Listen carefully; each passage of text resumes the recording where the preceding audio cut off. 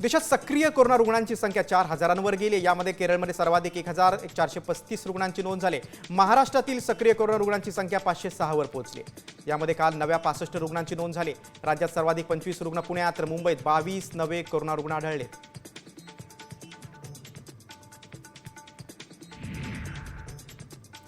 अहिल्यानगर जिल्ह्यामध्ये 2 कोरोनाबाधित रुग्ण आढळलेत। एकावर शहराच्या खासगी रुग्णालयात उपचार सुरू आहेत, तर दुसऱ्या रुग्णाला उपचारासाठी पुण्यात हलवलंय।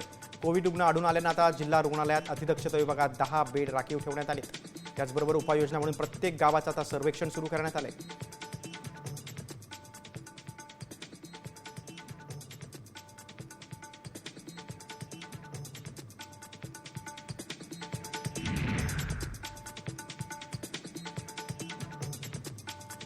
कोल्हापुरात कोरोनामुळे एका महिलेचा मृत्यू झाला आहे। सीपीआर रुग्णालयात गेल्या 4 दिवसांपासून या महिलेवर उपचार सुरू होते। कोरोनामुळे जिल्ह्यातील हा पहिलाच मृत्यू आहे, त्यामुळे आरोग्य यंत्रणा सतर्क झाली आहे।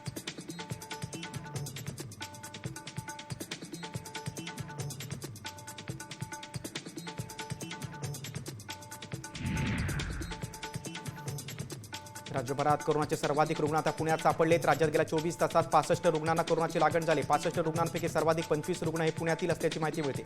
मुंबई, पिंपरी चिंचवडसह इतर ठिकाणी देखील संसर्गात मोठी वाढ झाली।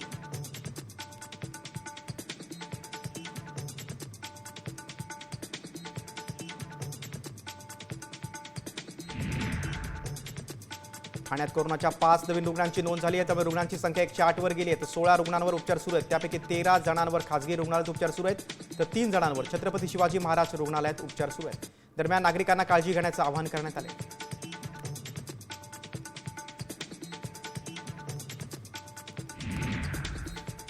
कोरोना संकटाच्या काही बातम्या पाहिल्यानंतर आता आपण मुंबईतील टॉप 5 बातम्या पाहूया।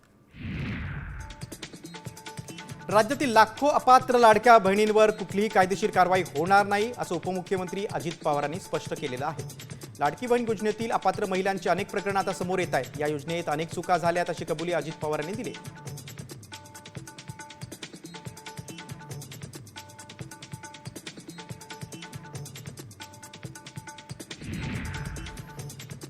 लाडकी बहीण योजनेवरून खासदार संजय राऊतांनी उपमुख्यमंत्री अजित पवारांच्या राजीनाम्याची मागणी केली।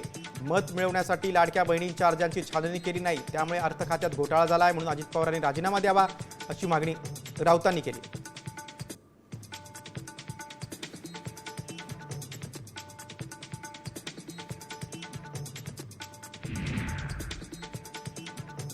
राणीच्या बागेतील पेग्विनच्या इंग्रजी नावावरून नवा वादंग निर्माण झाला आहे। नव्यानं जन्मलेल्या पिल्लांना मराठी नावं देण्यात यावी, अशी मागणी भाजपने केली। पेग्विनच्या पिल्लांची नावं नॉडी, टॉम आणि पिंगू अशी आहेत, पण या नावांना भाजपनं विरोध केला।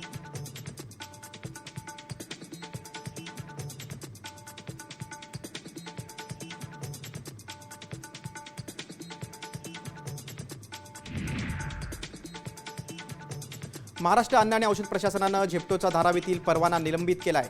एफडीएनं धारावीतील झेप्टोच्या गोदामावर अचानक धाड टाकली, त्यावेळी मोठ्या प्रमाणात अनियमितता आढळून आली, त्यामुळे ही कारवाई करण्यात आली।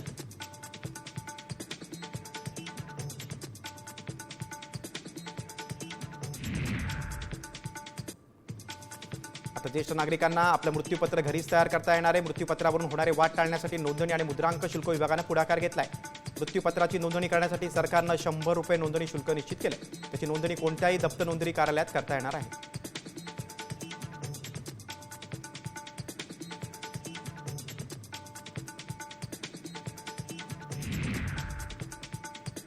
अंगणवाडी सेविकांवर आता शिक्षकांची जबाबदारी दिली जाणार आहे। अंगणवाडी आणि इयत्ता पहिलीच्या विद्यार्थ्यांचा अभ्यासक्रम नवीन असणार आहे। त्यासाठी प्राथमिक शाळांमधील पहिलीला शिकवणाऱ्या शिक्षकांचे प्रशिक्षण होणार आहे। अंगणवाडी सेविकांना देखील कार्यशाळेच्या माध्यमातून नवीन शैक्षणिक धोरणानुसार प्रशिक्षणाचे धडे दिले जाणार आहेत।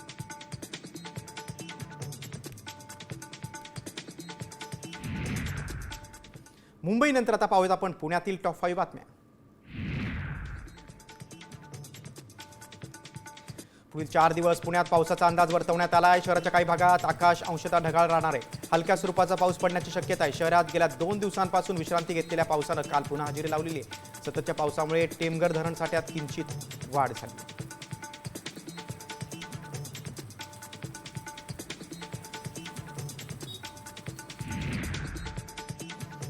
शिंदे सेनेचे मंत्री प्रताप सरनाईकांच्या विरोधात पुण्यात मनसेने बॅनरबाजी केली आहे। मुंबईची मातृभाषा हिंदी झाल्याचं वक्तव्य प्रताप सरनाईकांनी केलं होतं। त्यानंतर एका कवितेच्या माध्यमातून सरनाईकांवर मनसेकडून टीका करण्यात आली। मराठी भाषिकांच्या मतावर निवडून येणारा तू तर दुतोंडी साप अशा आशयाचे बॅनर मनसेनं लावले।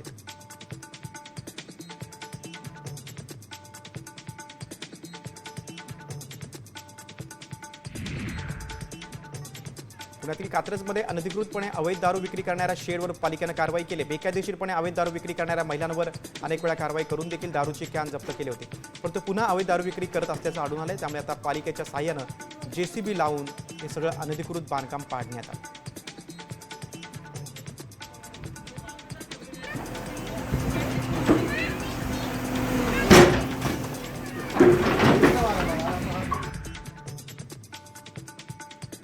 पुण्यातील डॉक्टर अजय तावरेला 4 जूनपर्यंत पोलीस कोठडी सुनावण्यात आले। रुबी हॉलच्या किडनी रॅकेटमध्ये सहआरोपी म्हणून अटक करण्यात आली होती।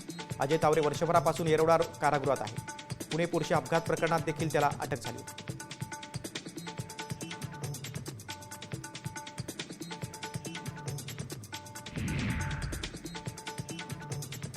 पदव्युत्तर अभ्यासक्रमांच्या प्रवेशासाठी ऑनलाईन परीक्षा 3 ते 5 जून दरम्यान होणार आहे। विद्यार्थ्यांना घरबसल्या ही परीक्षा ऑनलाईन देता येणार आहे। सावित्रीबाई फुले पुणे विद्यापीठाच्या आवारातील शैक्षणिक विभागांमध्ये असलेल्या अभ्यासक्रमासाठी परीक्षा घेण्यात येणार आहे।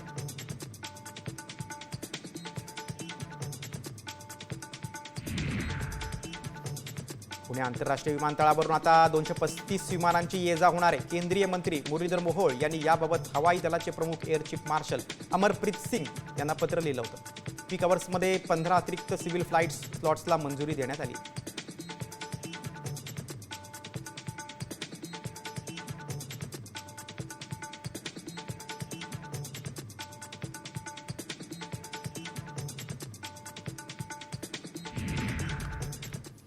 पुण्यानंतर आता आपण पाहूयात नाशिक जिल्ह्यातील टॉप 5 बातम्या। येवल्यामध्ये 40,000चा 2 किलो 30 ग्रॅम वजनाचा गांजा जप्त करण्यात आला। या प्रकरणी आता ईश्वर परदेशी या तरुणाला अटक झाली आहे। स्थानिक गुन्हे शाखेनं गुप्त माहितीच्या आधारे ही कारवाई केली।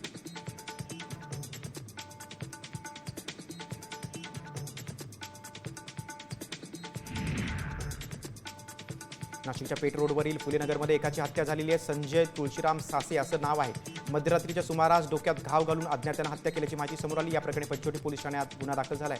एका संशयिताला अटक झाली।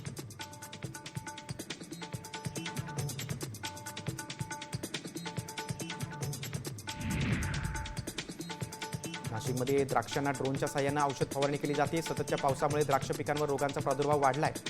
यातच जमीन ओली असल्यामुळे ट्रॅक्टरद्वारे फवारणी करणं अवघड झाले। त्यामुळे शेतकरी आता ड्रोनद्वारे फवारणी करतात।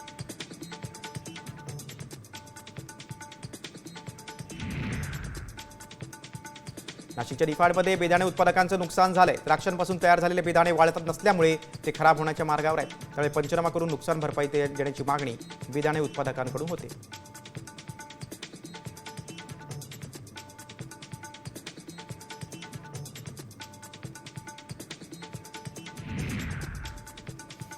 नाशिकमध्ये पावसामुळे कांदा पिकाला फटका बसलाय। कांद्याचं 20% नुकसान झालंय। शेतकऱ्यांनी गरजेनुसार टप्प्याटप्प्याने कांदा विक्री करावा। एकदम कांदा बाजारात आणू नये अशी मागणी जयदत्त होळकर यांनी केली, जेणेकरून कांद्याचे बाजारभाव कोसळणार नाहीत असं आवाहन आता करण्यात आले।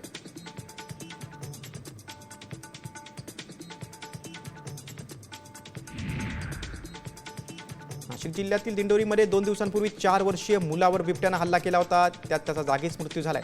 दरम्यान बिबट्या जेरबंद झाल्यानं नागरिकांनी आता सुटकेचा निश्वास सोडलाय। तरी परिसरात आणखी बिबट्या असून त्यांना तत्काळ जेरबंद करण्याची मागणी स्थानिक नागरिकांनी केली।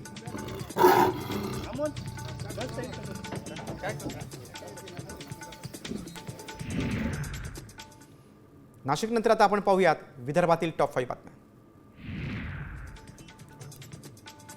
विदर्भाची प्रतिपंढरपूर ओळख असलेल्या संत श्री गजानन महाराजांच्या पालखी ही अकोल्यात दाखल झालेली आहे। पारस येथे पालखीचा रात्रीचा मुक्काम असणार आहे।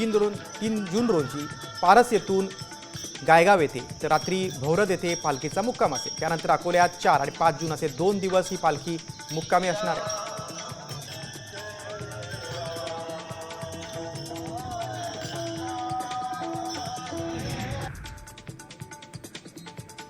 वाशिमच्या पांगरीमध्ये नवख्या व्यक्तीनं ट्रॅक्टर चालू केलं आणि ब्रेकऐवजी ॲक्सिलेटर दाबल्यामुळे ट्रॅक्टर विहिरीत कोसळलं। सुदैवानं चालकानं प्रसंगावधान राखून उडी मारल्यानं त्याचा जीव वाचला।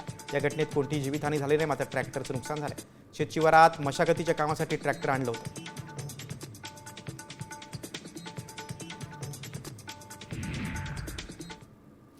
एक बातमी आता अपघाताची. हाय टेन्शन वायरमुळे ट्रकला आग लागली आणि ट्रक चालकानं आग विझवण्यासाठी शक्कल लढवली. थेट चालकानं धरणातच ट्रक घातलेला आहे. आगीनं वेढल्यानंतर चालकानं आपली हुशारी दाखवली आणि ट्रक धरणाच्या पाण्यात टाकला. त्यामुळे आग विझवण्यात मदत झाली. मात्र तोपर्यंत ट्रक आगीत खाक झाला. ही घटना गुजरातच्या जामनगरमध्ये घडलेली आहे. हाय टेन्शन वायरमुळे ही दुर्घटना घडली. एका ट्रकला आग लागली. मात्र चालकानं अगदी हुशारीनं हा ट्रक थेट पाण्यामध्ये घातला. मात्र तोपर्यंत आगीच्या ज्वाळांनी ट्रक भस्मसात झाला.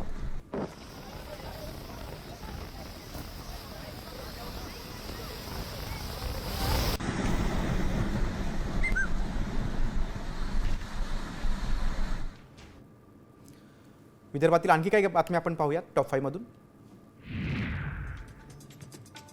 चंद्रपुरातील बालाजी हॉस्पिटलमध्ये तोडफोडीची घटना घडली. राष्ट्रवादी काँग्रेसचे माजी शहराध्यक्ष प्रदीप रत्नपारखे यांच्या मृत्यूनंतर संतप्त कुटुंबियांनी हॉस्पिटलमध्ये तोडफोड केली. या प्रकरणी पोलीस ठाण्यात तक्रार दाखल करण्यात आली. डॉक्टरांवर हलगर्जीपणाचा आरोप कुटुंबियांनी केला.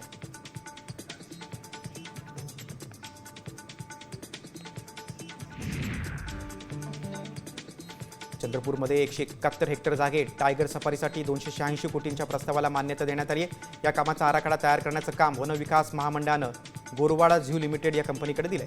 याबाबत आमदार किशोर जोरगेवार यांनी नागपूरमधील वन विभागाच्या विश्रामगृहात आढावा बैठक घेतली.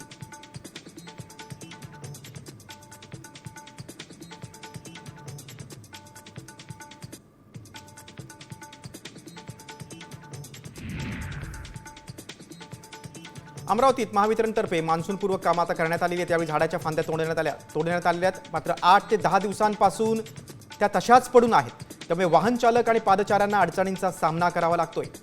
कापलेल्या फांद्या उचलणार कोण, असा सवाल आता नागरिक विचारतात.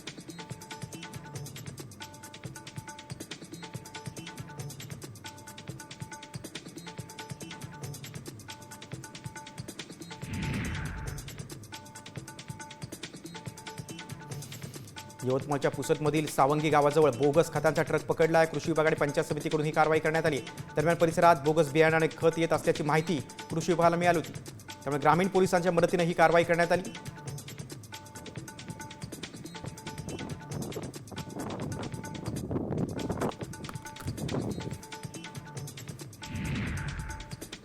विदर्भानंतर आता आपण पाहूयात उत्तर महाराष्ट्रातील टॉप 5 बातम्या.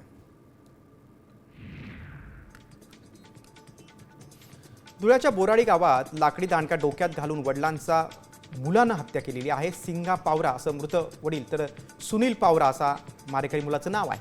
वडिलांनी घरात राहू नये यावरून 2 दिवसांपासून मुलामध्ये आणि वडिलांमध्ये भांडण सुरू होतं. मात्र मुलगा घरी येताच वडील झोपलेले बघून मुलानं दांडका वडिलांच्या डोक्यात मारला. या प्रकरणी मुलाला पोलिसांनी अटक केली.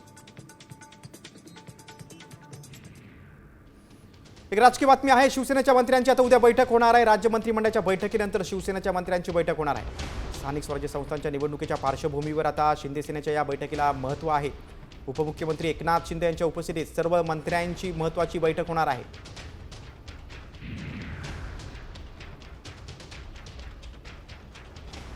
आगामी स्थानिक स्वराज्य संस्थेच्या निवडणुकीच्या पार्श्वभूमीवर ही बैठक महत्त्वाची आहे.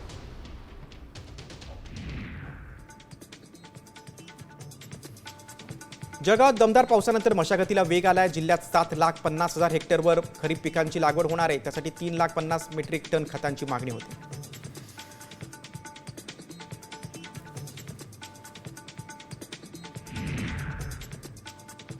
भुसावळमधून पुण्याकडे जाताना ट्रॅव्हल्स उलटून अपघात झालाय. जामनेर तालुक्यात ही घटना घडलेली आहे. त्यात काही प्रवासी जखमी झालेत. गारखेडा गावाजवळ रस्त्याचं काम सुरू असतानाच बस रस्त्याच्या कडेला उलटली.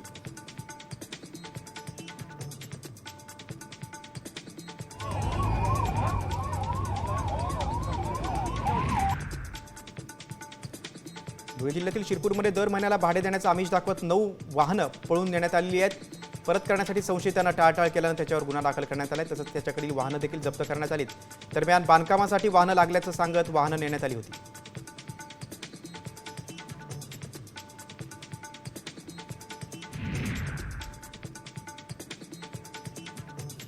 धुळ्यात रेशन कार्डला आधार क्रमांक जोडणाऱ्या ई-KYC प्रक्रियेची अंतिम मुदत 31 मेला संपुष्टात आली. यापूर्वी 2 वेळा मुदतवाढ देऊन देखील जिल्ह्यातील केवळ 73% लाभार्थ्यांचीच ही प्रक्रिया पूर्ण झाली आहे. त्यामुळे पुन्हा मुदतवाढ दिली जाणार का, यावर सध्या संभ्रम आहे.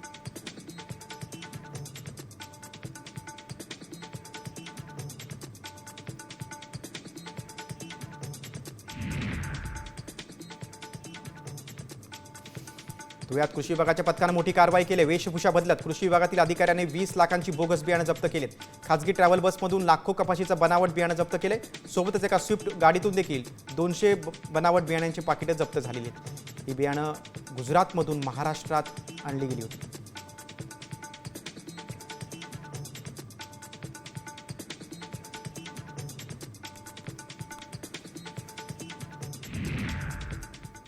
उत्तर महाराष्ट्रानंतर आता आपण पाहूया पश्चिम महाराष्ट्रातील टॉप 5 बातम्या।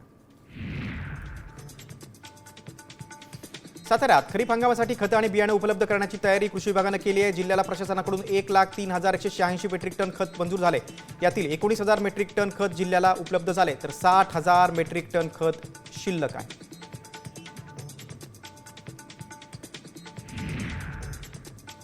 सातारा जिल्ह्यातील 80% शेतकऱ्यांची मशागतीची कामं रखडली आहेत। ऐन मशागतीच्या मे महिन्यातच मुसळधार पाऊस बरसल्यानं शिवारात पाणीच पाणी झाले, त्यामुळे शेतकरी हवालदिल झाले।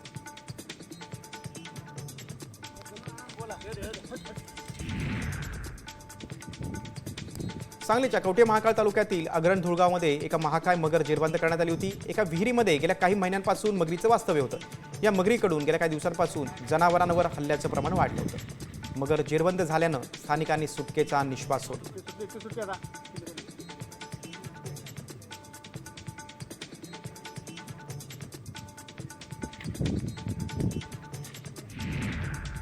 पानी नहीं आ रहा है और यहाँ पर उजनी धरणातून सोलापूरला पाणी पुरवठा करणाऱ्या नवीन पाईपलाईनला गळती लागली आहे। सोलापूर पुणे राष्ट्रीय महामार्गावर पाण्याचे 30 ते 40 फूट उंच फवारे पाहायला मिळत आहेत। महामार्गावर पाणीच पाणी झाले, लाखो लिटर पाणी वाया गेले।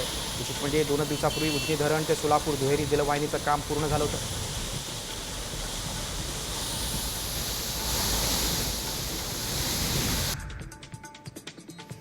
कोल्हापूर जिल्हा परिषद शाळांमधील 525 शिक्षकांची पदं रद्द झालेली आहेत। जुन्या संच मान्यतेनुसार जिल्ह्यात गतवर्षी 7,952 शिक्षक पदे मंजूर होती। सुधारित संच मान्यता आदेशानुसार यावर्षी 7,427 पदं मंजूर झाली आहेत।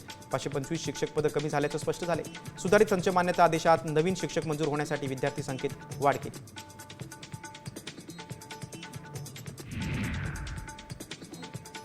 सोलापुरात शहराला पाणी पुरवठा करणारा हिप्परगा तलाव काठोकाठ भरलाय। मे महिन्यात झालेल्या रेकॉर्ड ब्रेक पावसामुळे तलाव 90% भरलाय। अक्कलकोटसह आजूबाजूच्या 14 गावांना या धरणातून पाणी पुरवठा होतो।